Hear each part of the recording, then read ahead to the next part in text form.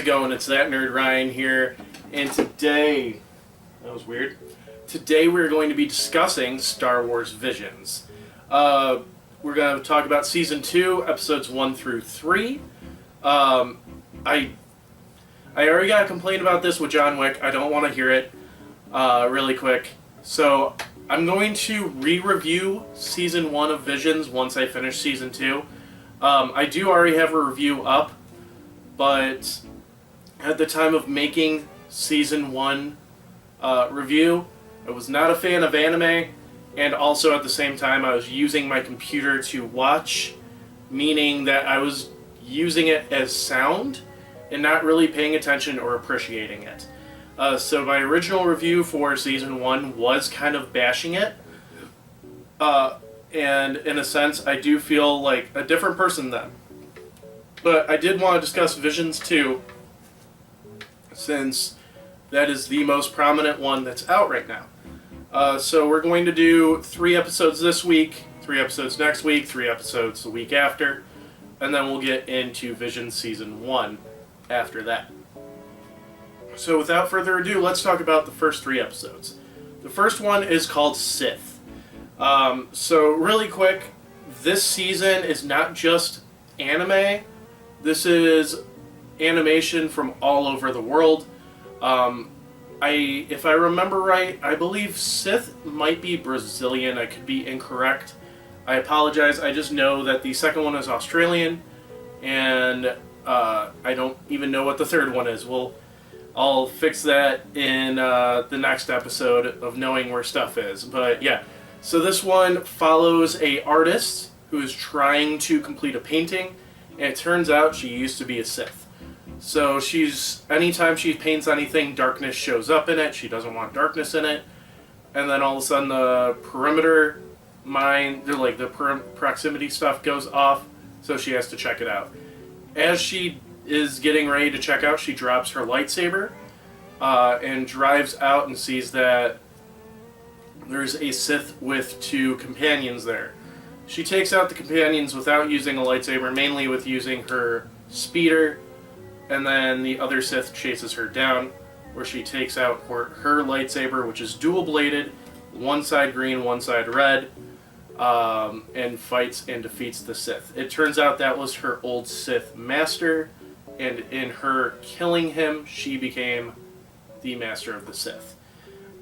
In this, she also realizes that no matter what, which this is the moral of the story, whether there is darkness or not, or light always needs darkness. That is the moral of that episode. I thought it was a fun episode. I thought it was good. I just felt it was preaching what we already know as Star Wars fans, if you get what I mean. I mean, we all know that light and darkness are needed to create balance. I thought that was great. Just kind of the art style was amazing, and the characters were alright. It's hard to get attached to characters in shorts. This one, it really kind of was. I don't even remember the characters' names, honestly, in any of these, because there's such short stories. The only one in all of Visions that I remember is the Ronin, because we spent a good 3 months reading the book, because I didn't care for the book. You can watch the review of that on my channel. But yeah, anyways, so the characters were alright. I thought the art style was great. Next was, I believe it was called The Shrieking Mountain, or something like that. And it is about a group of kids who want to escape their slave labor, headed by a young girl. So they go out to this place that they've heard is haunted, and they're walking around to try to find this ghost, and the main girl ends up finding the ghost. The ghost ends up being a Sith lady, like a Sith witch almost, and during this she finds a relic that starts speaking to her, and as the relic is kind of guiding her to survive, the building collapses on the witch, giving the lightsaber freedom. So the girl goes up, picks the lightsaber up, and kills the witch. In this, the little medallion says that they're coming to pick her up, and it ends up being another Sith that is recruiting her and kind of makes her choose between power and friendship, and she ends up choosing power. It's kind of, the moral of this one is kind of be careful what you wish for, in a sense, because she wanted off the planet no matter what, and in that she lost her friends, basically lost everything to become a Sith apprentice. And as a Star Wars fan, we know that she is basically jumping into one side of slavery into another, kind of like what happened with Anakin. So I really enjoyed this one. I think this one's my favorite so far that we've seen, because I still need to see 4 through 9. But I thought this one was really fun and really enjoyable. And I really liked the story and the animation on this one.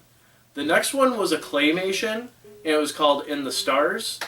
And this we get to see 2 natives of a Imperial taken over planet. They're trying to survive. The younger one wants to keep their mother's memory alive and also believes she has the Force.